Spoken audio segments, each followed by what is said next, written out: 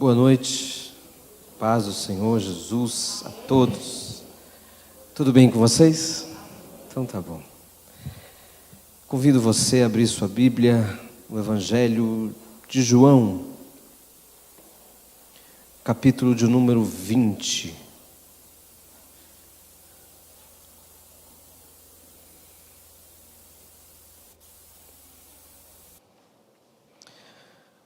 Hoje eu quero ministrar a palavra de Deus em um tema que me é muito caro. Me lembro que nos meus estudos eu decidi em um momento atrás da minha vida a rever todos os temas bíblicos. E eu comecei pelo tema fé. E nunca mais parei. De tão profundo que é o tema, de tão extenso que é o problema, né? É um tema difícil, não é um tema fácil, porque o conceito de fé que tem se alojado em alguns ambientes religiosos não tem absolutamente nada a ver com o que a Bíblia fala sobre fé. E esse tema me fez criar uma outra mentalidade, uma outra ótica sobre o plano de salvação e o plano de fé que a gente pode enxergar na Bíblia. Então aqui eu não pretendo esgotar o tema, mas dar algumas pinceladas. E para isso eu quero usar o texto de João, capítulo 20, a partir do versículo 19.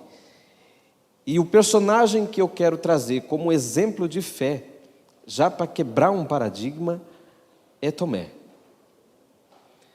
Tomé, para mim, é um dos maiores exemplos de fé na Bíblia, se não o maior. Eu sempre escutei o contrário. Não seja incrédulo como Tomé. Quem dera tivéssemos a fé que Tomé teve. E a gente vai tentar descobrir aqui no texto de hoje. A partir do versículo 19 diz assim: Ao cair da tarde daquele primeiro dia da semana, estando os discípulos reunidos, a portas trancadas, por medo dos judeus, Jesus entrou, pôs-se no meio deles e disse: Paz seja com vocês. Tendo dito isso, mostrou-lhes as mãos e o lado. Os discípulos alegraram-se quando viram o Senhor. Novamente Jesus disse: Paz seja com vocês. Assim como o Pai me enviou, eu os envio. E com isso soprou sobre eles e disse: Recebam o Espírito Santo. Se perdoarem os pecados de alguém, estarão perdoados. Se não os perdoarem, não estarão perdoados. Tomé, chamado Dídimo, um dos 12, não estava com os discípulos quando Jesus apareceu. Os outros discípulos lhe disseram: Vimos o Senhor. Mas ele lhe disse: Se eu não vir as marcas dos pregos nas suas mãos, não colocar o meu dedo onde estavam os pregos e não puser a minha mão no seu lado, não crerei. Uma semana mais tarde, os seus discípulos estavam outra vez ali, e Tomé com eles, apesar de estarem trancadas as portas. Jesus entrou, pôs-se no meio deles e disse: Paz seja com vocês. E Jesus lhe disse a Tomé: Coloque o seu dedo aqui, veja as minhas mãos. Estenda a mão e coloque ao meu lado. Pare de duvidar e creia. Disse-lhe Tomé: Senhor meu e meu Deus. Então Jesus lhe disse: Por que viu, você creu? Felizes os que não viram e creram. Jesus realizou na presença dos seus discípulos muitos outros sinais miraculosos, que não estão registrados neste livro, mas estes foram escritos para que vocês creiam que Jesus é o Cristo, o Filho de Deus, e crendo, tenham vida em seu nome. Amém. O escritor Rubem Alves, debruçado sobre a sua cama, narrava uma história para sua filha.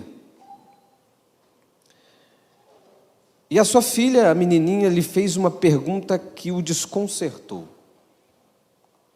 Ela disse: papai, essa história aconteceu mesmo? E Rubem Alves conta em um dos seus livros que ele não teve uma resposta naquele momento para dar para sua filha. Mas se fosse hoje, ele diria para ela: essa história nunca aconteceu para que acontecesse sempre. Essa história nunca aconteceu para que acontecesse sempre. Note que as nossas cabeças do século XXI é uma cabeça histórica. E o que é uma cabeça histórica? Uma cabeça histórica é uma cabeça que fica mapeando os fatos. E quando alguém vai contar uma história para a gente monta o cenário na cabeça dos fatos.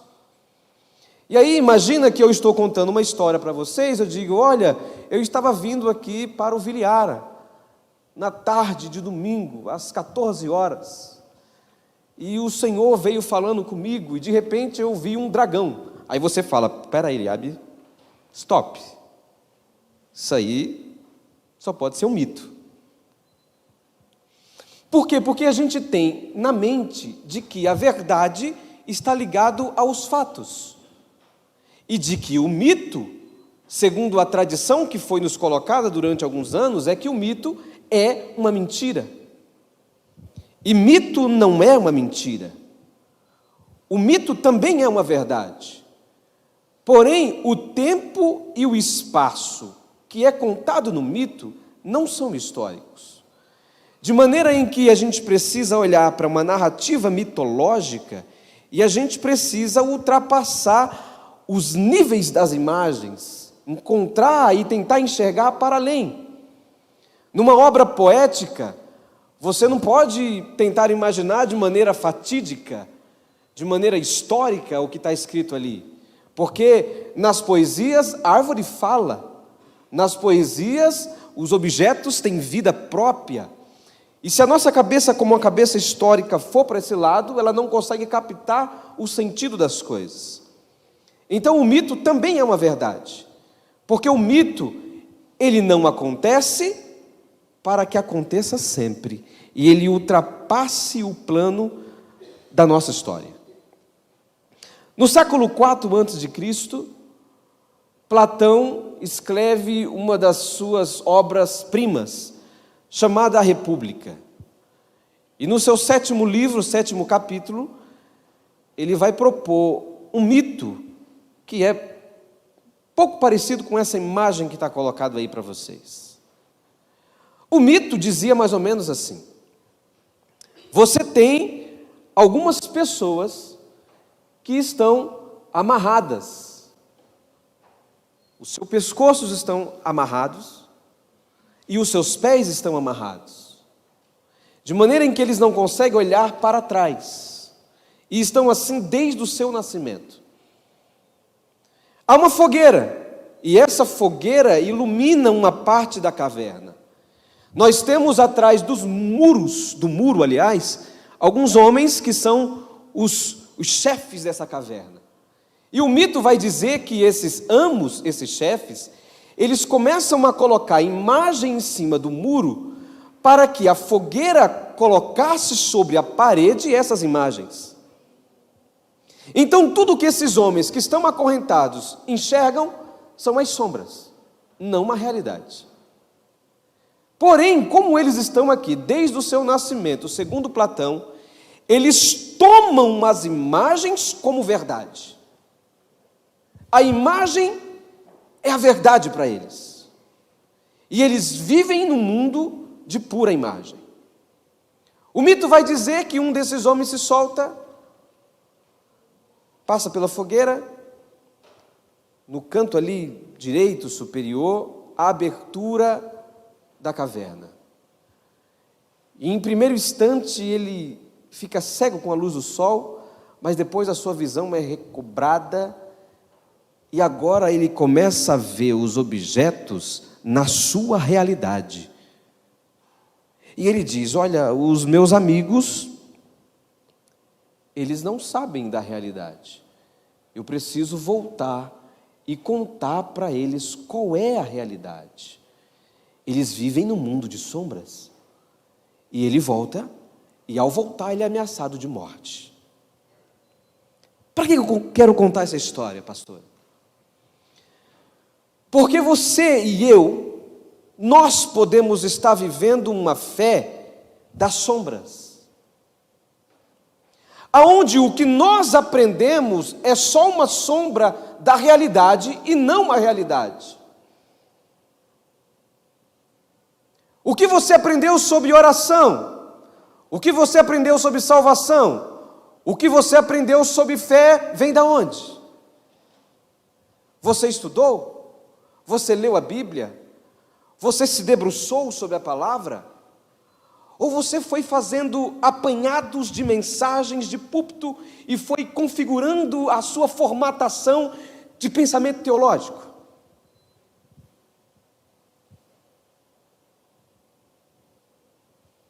Será que alguém embutiu sobre a sua cabeça ideias que mais se parece de fato uma superstição, parece mais crendice, parece mais um mundo de magia do que de fato a fé? Essa pergunta que fica para a gente aqui, até a gente entrar no texto.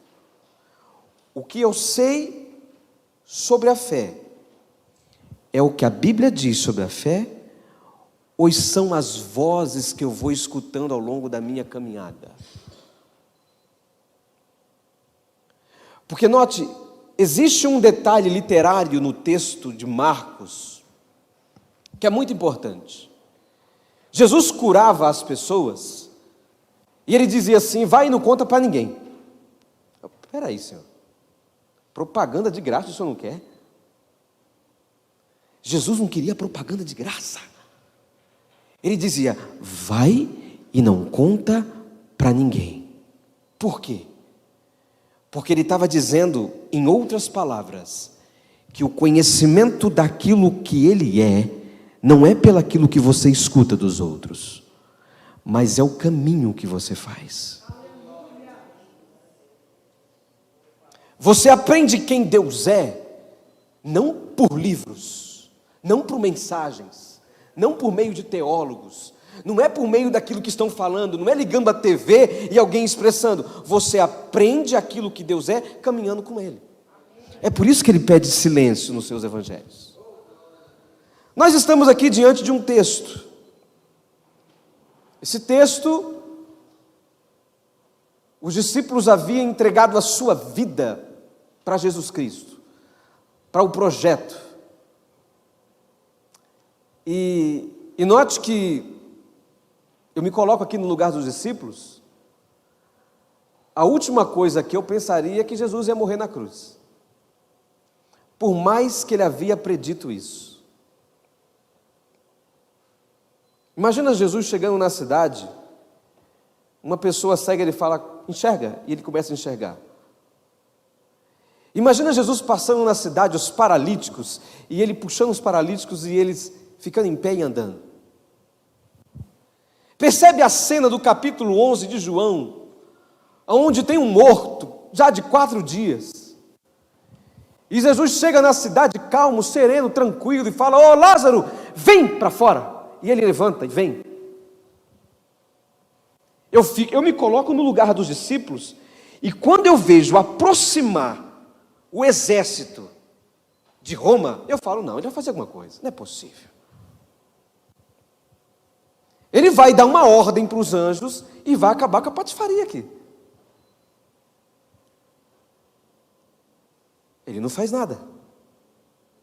Coloca uma coroa de espinhos sobre a sua cabeça, ele apanha.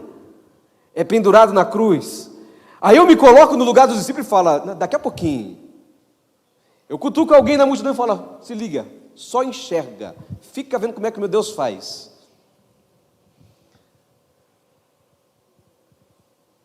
alguém fura o seu lado, e ele dá o seu último suspiro, aí não dá.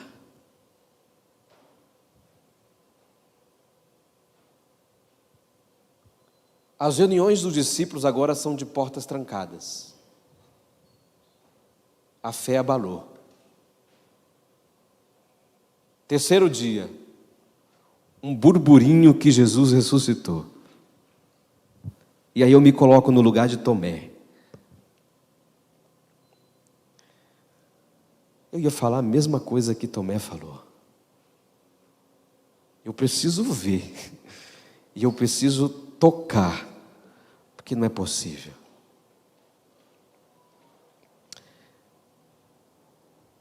O texto caminha.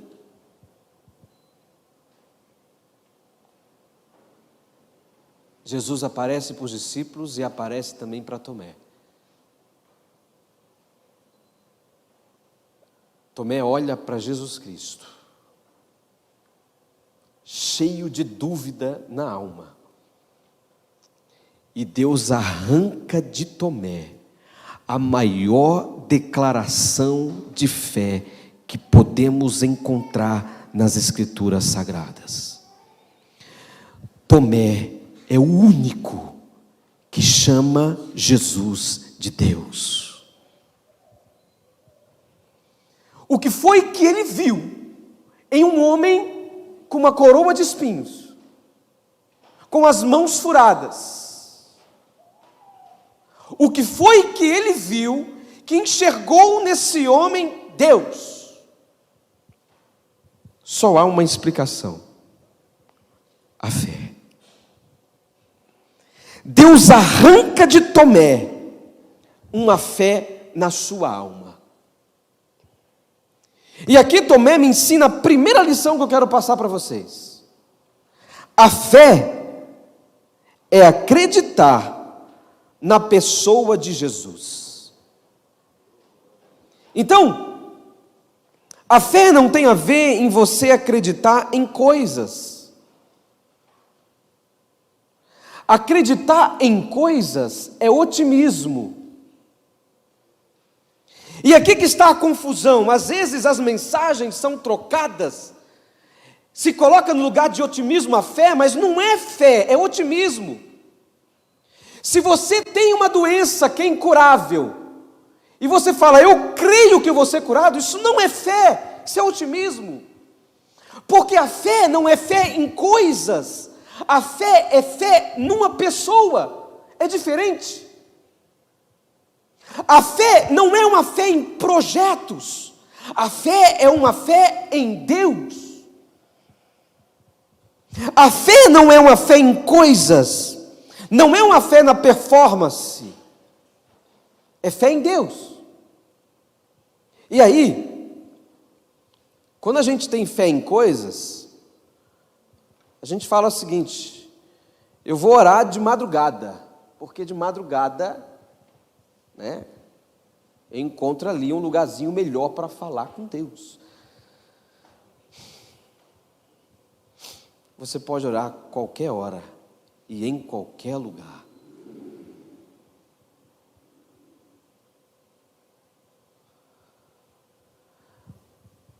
Você pode orar em qualquer hora e em qualquer lugar. Porque essa fé que escolhe horas e locais é superstição e não fé. Achar que você pode fazer 12 dias de clamor para 12 meses de vitória é a maior aberração da fé que a gente pode ver na história. Você acha mesmo que você vai dar 12 dias seu e você vai achar que Deus está no céu e fala o seguinte: está fazendo 12 dias, então agora eu vou dar os 12 meses para você de bênção? Meu amigo, onde foi que a gente foi parar? Quando eu tenho fé numa pessoa, pouco importa as coisas. Pouco importa. Essa fé que a gente vê aí fora, que olha para um paralítico e fala: vem, levanta, levanta, levanta. Essa fé é fácil, essa fé é moleza. Qual é a fé difícil? É a fé que você diz: eu posso morrer numa cadeira de rodas. Eu posso morrer com essa doença, mas eu não perco a minha fé. Porque minha fé não está na cura, minha fé não está nas coisas, minha fé não está nos objetos, a minha fé está em Deus. E quando a fé está em Deus, o mundo pode acabar. Eu estou com Ele. Eu tenho fé nele. Alguém te pergunta agora: você tem fé que os seus sonhos serão realizados? Aí você fala: eu sou otimista. Fé não, fé eu tenho em Deus. É Ele que guia a minha história, é Ele que guia o meu caminho, é Ele que traça a trajetória para a minha vida.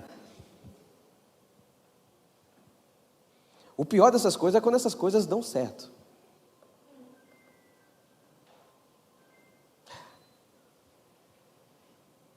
O camarada monta uma igreja e ele tem na plateia dele 5.000 pessoas. Aí ele faz a campanha para conseguir o milagre. Aí ele fala o seguinte: eu quero chamar aqui à frente quem alcançou o milagre. Aí vem 4. Vem 5. Conta o testemunho. Conta a bênção. E os outros? O que a gente faz?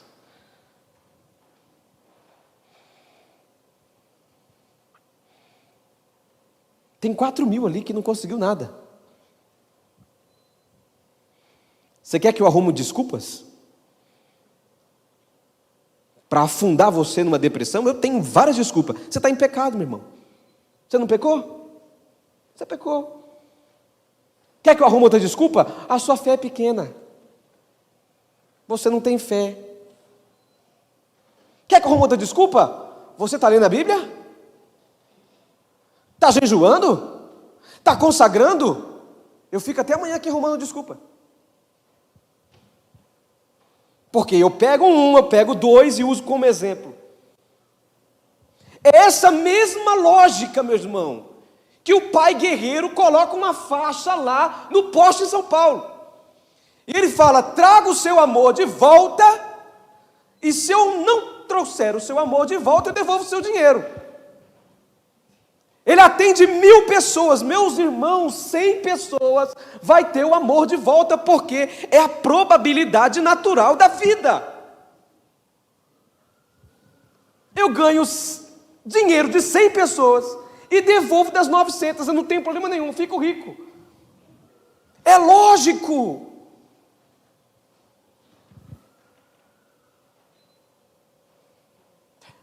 Não vamos confundir a probabilidade da vida com fé. Nós temos pessoas aqui que amanhã, segunda-feira, vão ter boas notícias. Eu tenho certeza disso. Eu não preciso falar para vocês que vão ter boa notícia. Vai ter boa notícia. Vai ter gente aqui também que não vai ter uma notícia tão boa. É normal. E onde é que entra a fé? A fé entra na pessoa e não em coisas. E essa fé, ela transporta muros quando eu tenho um olhar diferente para Jesus Cristo. Porque, só para você entender, o que é um casamento em crise que acredita em coisas e um casamento em crise que acredita em Deus?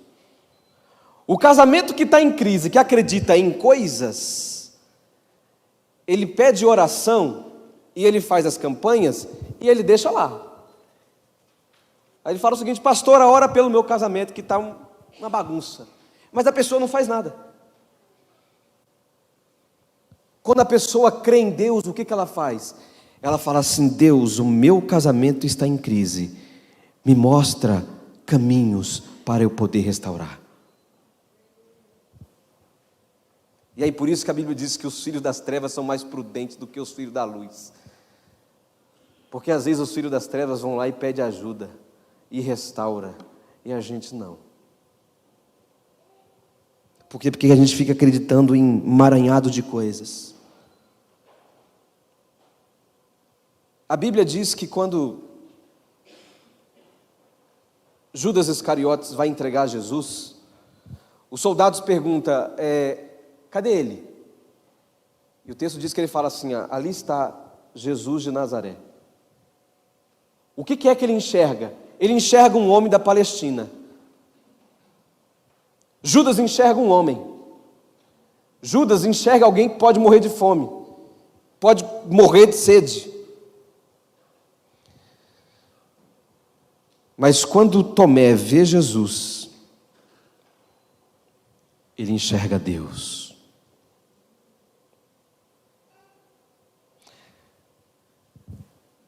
Quando eu falo de Jesus aqui, o que vem na sua cabeça? É só um homem? É só alguém de uma religião qualquer? Ou é o próprio Deus? Porque se você crê na pessoa de Jesus como Deus, aí nós temos fé.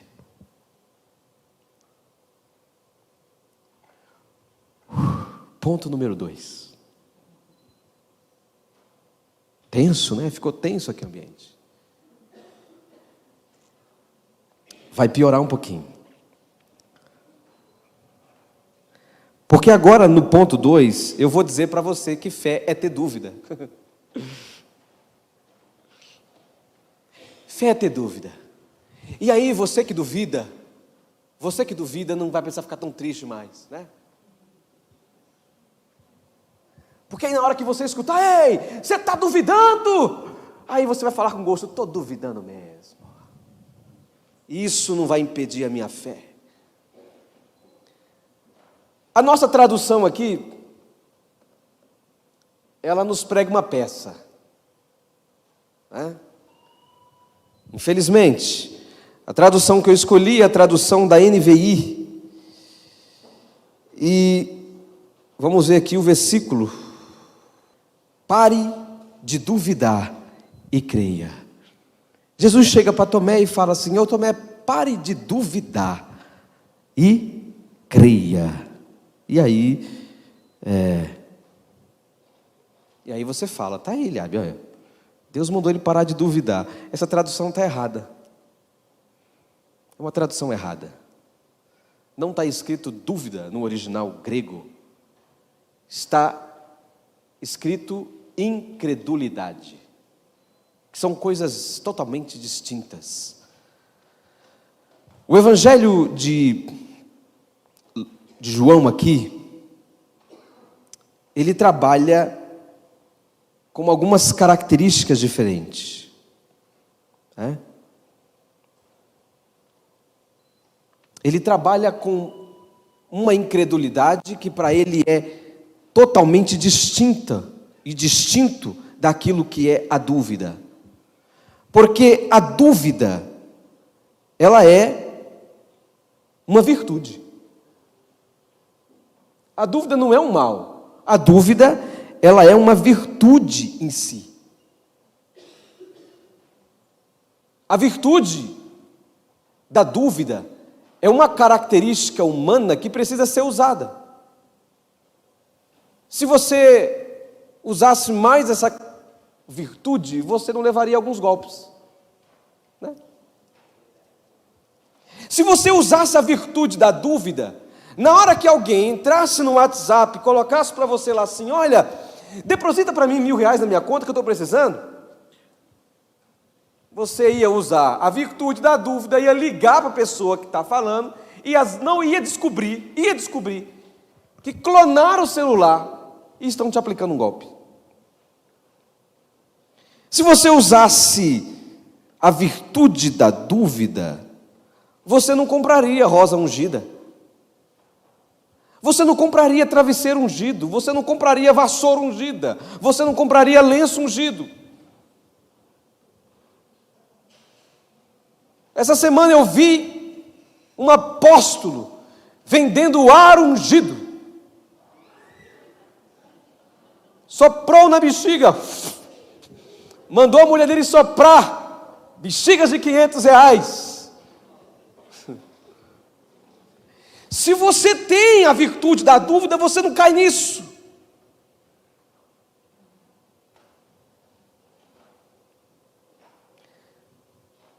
A incredulidade não é essa virtude da dúvida.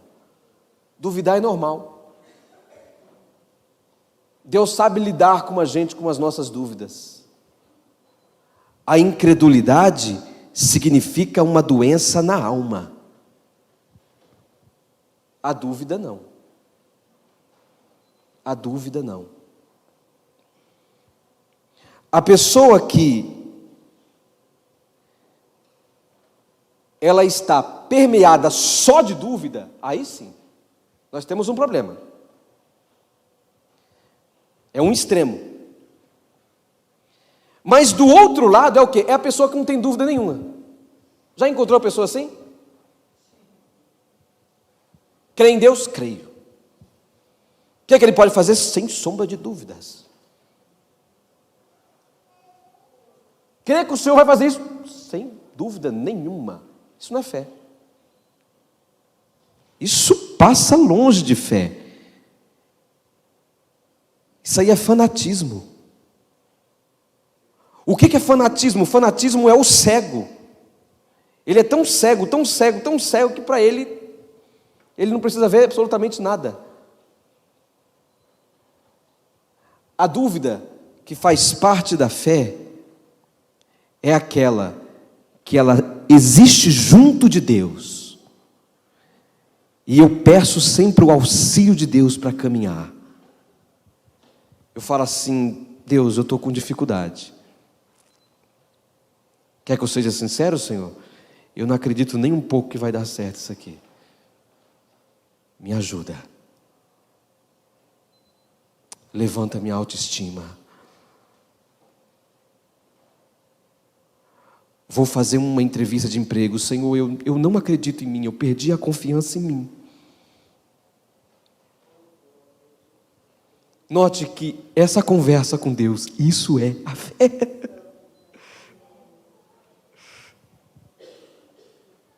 Não permita com que os outros coloquem a dúvida em você como uma fraqueza. Não. O fato de você falar com Deus é a fé. Aprenda a conviver com a dúvida, que é uma característica humana. A incredulidade não, a incredulidade é uma face doentia da alma humana. Note que no início do Evangelho de João, João vai dizer, olhando para Jesus: eis o Cordeiro de Deus que tira o pecado do mundo. Note que João não fala os pecados. É interessante isso. Ele fala o pecado, no singular. Porque para João, todos os pecados se resumem num pecado só. E eu provo isso no capítulo 16 do Evangelho de João, depois vocês leem em casa. Qual é o pecado que João coloca? A incredulidade. Incredulidade é a falta de fé. Esse é o pecado que corrói a alma. Porque aquele que não tem fé na alma, aí está perdido. Aí tem uma perdição mesmo. O que a Bíblia chama de incredulidade é a prática da injustiça. O que a Bíblia chama de incredulidade é não expressar o seu amor aos seus semelhantes. O que a Bíblia chama de incredulidade é um egoísmo, é uma pessoa individual, é a capacidade de não partilhar. Isso é a falta de fé.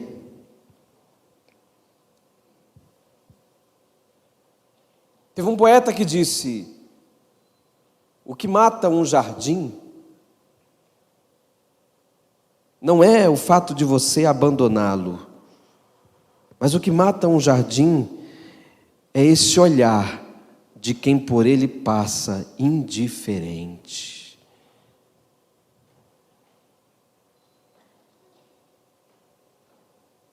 A ressurreição de Jesus nesse texto, ela rompe com essa lógica da gente. Você tem dúvida? Fique em paz. Faz parte da fé. A gente pode olhar para esse texto de dois jeitos. De dois jeitos. Jesus se encontra com Tomé, não é? Olha só, eu vou fazer uma leitura. Tomé diz: eu só vou acreditar se eu tocar nele, se eu ver. Aí Jesus aparece, bravo, sério. Dá licença, quero falar com ele. Tomé, vem, está aqui minha mão, põe a mão aqui para você ver, vai. Vem, Tomé, olha aqui meu lado aqui, ó, furado. Vem, incrédulo. É um jeito. Agora eu pego o mesmo texto. Parece Jesus. Tudo bom, Tomé? Tomé, quer tocar na minha mão? Precisa? Tomé diz: meu Senhor e meu Deus. Vamos parar com essa lógica de pegar alguém que tem dúvidas na existência e matar. Porque a lógica da ressurreição da fé é uma lógica que resgata aquele da incredulidade e traz para um campo da maior fé possível. Parece que a religiosidade da época, da nossa época, é uma religiosidade que olha para o outro e fala: você não crê, você não tem fé, olha, você vai para o inferno. A religiosidade que mora em Jesus, ela olha para você, mesmo fraco, e arranca de você o melhor de você.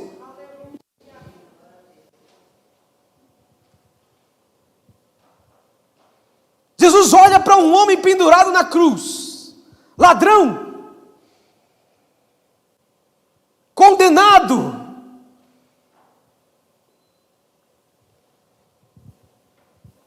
E Jesus arranca dele o melhor dele. Ele fala: Senhor, lembra-te de mim quando entrares no teu reino.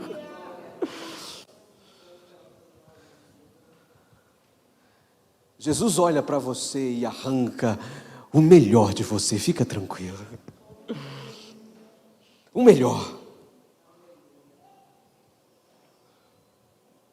Terceiro, estou acabando. A fé é a criação de um novo ser humano.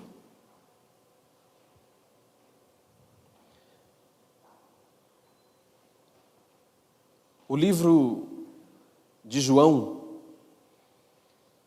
a gente estuda ele na teologia como um livro de alguém que escreve espelhado com o livro do Gênesis. João coloca o livro de Gênesis do lado e ele começa a escrever o seu livro. E no Gênesis está lá: no princípio, Deus criou o céu e a terra. Aí João começa: no princípio era a palavra, e a palavra estava com Deus, e a palavra era Deus. E ele vai caminhando.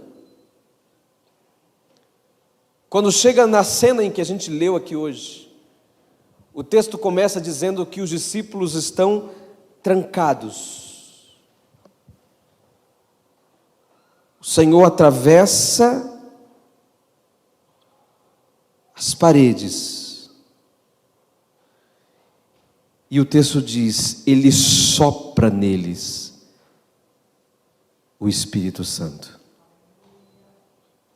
João está lendo Gênesis. E em Gênesis Deus faz lá um boneco de barro que não tem vida. E Gênesis diz: e insuflou sobre as narinas dele o fôlego de vida, e esse homem tornou-se um ser vivo. Aí João pega emprestado isso e fala, e Jesus atravessa as paredes e sopra sobre eles o seu Espírito Santo. Isso é viver na dimensão da fé. Viver na dimensão da fé é aquele que tem o Espírito Santo dentro dele. Se você quiser saber se você tem fé ou não, responda para você mesmo: o Espírito Santo de Deus mora aí ou não? Não mora, Eliabe, então não tem fé. Mora, tem fé. Eu não sei. Então receba o sopro do Espírito de Deus na sua história. E receber o sopro do Espírito de Deus é você olhar para a vida de um outro jeito. Atos dos Apóstolos, capítulo 2, os discípulos estão reunidos, e o texto diz que o Espírito do Senhor desce sobre aquele lugar e toma os apóstolos, os discípulos, e eles começam a falar em outras línguas. Só que existia uma multidão que estava ali à volta deles. E aquela multidão, uns começaram a dizer: olha, ele está falando na minha língua. E o outro falava: está falando na minha língua também, eu estou entendendo agora. E o outro: olha o meu dialeto, eu entendo agora a mensagem. Então aqui eu aprendo a primeira função que tem o Espírito Santo. Ele é intérprete na história da sua vida. Vão haver momentos em que você não vai ser capaz de decifrar a língua da vida, que você não vai entender o idioma, que para você o idioma vai ser complexo. É aqui que entra o Espírito Santo. Ele é intérprete da nossa história. É com essa fé em que a gente vive, que a gente olha e fala o seguinte: Senhor, eu não consigo entender os signos da vida. Senhor, eu não estou entendendo por onde é que vai essas coisas. Mudaram as regras, mudaram as normas, a minha empresa tomou um rumo que eu não sei, o meu casamento está indo por um caminho que eu não sei, o meu filho está tendo um posicionamento que eu não sei. O Espírito Santo de Deus, Ele é aquele que interpreta a história da sua vida para você. Isso que é fé. Eu termino a mensagem de hoje aqui falando que fé é estar aberto para o mundo. Esse texto ele insiste em que os discípulos estão reunidos, trancados. Não existe uma fé em si mesmada. Jesus atravessa aquelas paredes para dizer que a gente não pode viver uma fé em si mesmada. Eu pergunto para mim e para você: o que acontece com a nossa religiosidade se não tiver mais culto? Imagina que Deus chegasse aqui e falasse assim: não precisa fazer mais culto. Pode continuar a fé de vocês sem culto. E aí, a gente estaria perdido? Por quê? Porque é uma igreja que se fecha? É uma igreja para dentro?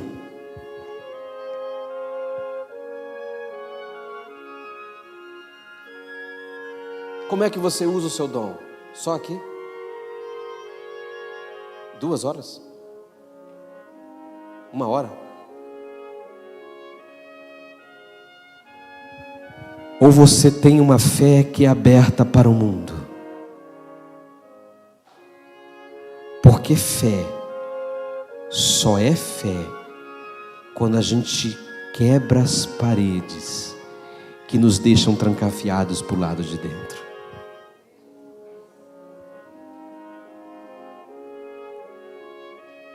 A palavra fé é uma das palavras mais difíceis que se tem para a gente fazer uma tradução. Porque ela é uma palavra que pode ser traduzida por diversas outras palavras. Eu posso traduzir a palavra pistes por fé. Eu posso traduzir por fidelidade. Eu posso traduzir por esperança. Eu posso traduzir por ação. Eu posso traduzir por caminho. Há uma imensidão de palavras. Mas eu quero deixar com vocês aqui a expressão de um homem que estava à beira da morte, querendo cometer o suicídio, com uma angústia na alma, nada menos do que Tolstói. Tolstói vai dizer: a fé é a força da vida. E é com essa força que eu deixo essa mensagem no seu coração. É a força que te leva para a vida. Amém.